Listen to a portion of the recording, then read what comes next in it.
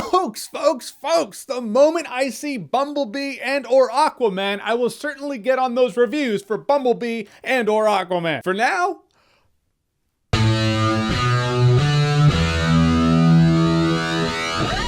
Mortal Engines. So Mortal Engines is a movie based on a book, not directed by Peter Jackson. I clarify that because the marketing material had Peter Jackson's name front and center, the stuff I saw anyway. Peter Jackson had a hand in writing it, but you know, names, marketability. Point is, this takes place about 1,000 years in the future. We have wiped ourselves out. The humanity that survived rebuilt that civilization to be in cities that are on wheels. That's right, cities move around. I haven't seen mobile cities since I saw mobile schools in Final Fantasy VIII or Final Fantasy VI. The castle did that, but it went underground, so it's a little different. Point is, I see potential in the technology and cinema. Maybe I'll see a Final Fantasy VI movie one day. Maybe it won't suck. Maybe. Because maybe they'll make it into a series like they probably should have this movie. All right, what I liked about the movie is the imagination. Like, the world's interesting. And yeah, that's me pretty much saying visuals cool. But the visuals were pretty cool. Suspending disbelief that it's all completely illogical. And you see in this movie why it's illogical. A couple of the cities like, you mean if we take those out, that'll come crashing down? All right, we did. But it just makes for interesting worlds. And the first act of this movie, maybe the first half of the first act of this movie, it was actually quite exciting. There was a chase sequence with two cities. There was a chase sequence among people in a city. While they're running through the city, you see how it operates.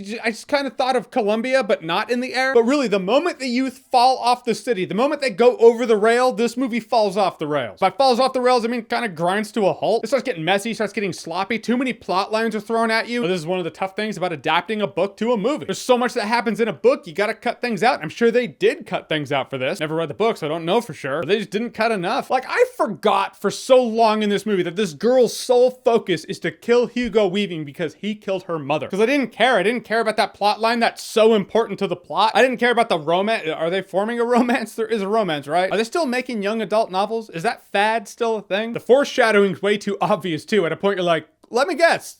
That's coming at the end. And anytime a movie has a couple different groups in a couple different locations doing their own campaign, you have to make it work. This movie does not do that. Most of the time you're with the YA romance novel people. Then it bounces back to London. You're like, oh yeah, them. I forgot about them, and that's never good. The coolest thing in this movie was a side plot that really didn't mix with the main plot at all, but it has to do with this robot zombie. He was cool. I was most interested in him. He was awesome. He was the best part of the movie. He was like, if Tin Man and the Terminator had a kid, there's the thing I will remember about this movie, so you probably should have made a movie about that. Then again, I'm sure the book isn't based on that, so how could they? Maybe you should have integrated that plot into this movie better and left out that scene when they're in that little caterpillar thing. It's not really a caterpillar, it's a vehicle that looks like a caterpillar. Cut a lot of that out and concentrate on the robo-zombie. If for nothing else, this movie shows me that this should have been a series. I get that this would have been difficult to adapt into a series, because how do you muster up the budget to show that? You really can't, not for a series. I don't know, all I'm saying is adapting something like this to a movie is just gonna cost someone money. Watch, it makes this budget back, I'm gonna look like an asshole. Guys, in the end, Mortal Engines wasn't as bad as I thought it was gonna be. It was not good enough for me to say, yeah, you should watch it. It's forgettable. When I walk out of a movie, I'm like, what's the rewatchability there? And it's not rewatchable. It should have been about a half an hour shorter. It's filled with illogic. Not illogic in terms of like, cities can't be mobile. Not like that. I'm saying in the end, you have the tech head who should go do the thing to stop the super death machine, and they send the girl. She knows shit about tech. He should have definitely been the one to go do the job. Or make her the tech head. Then you can send her. The coolest thing about this movie is that it's a really imaginative, interesting world. Biggest bummer is they didn't take that interesting, imaginative world and put it in a movie that works. Having an interesting concept isn't enough. You have to make the movie flow. I expected nothing from this movie. After the first act, I was really rooting for it. Didn't pay off as well as I would have liked. And I'll say it'd probably be better if you were drunk. Yeah, no, it's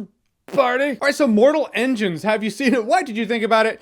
All right, when you don't watch this, what's another one? In Super Smash Bros. Ultimate, who is your main? Whoever it is, comment below, let me know. Couldn't think of anything else. And as always, if you like what you've seen here and you want to see more, click right here to see more.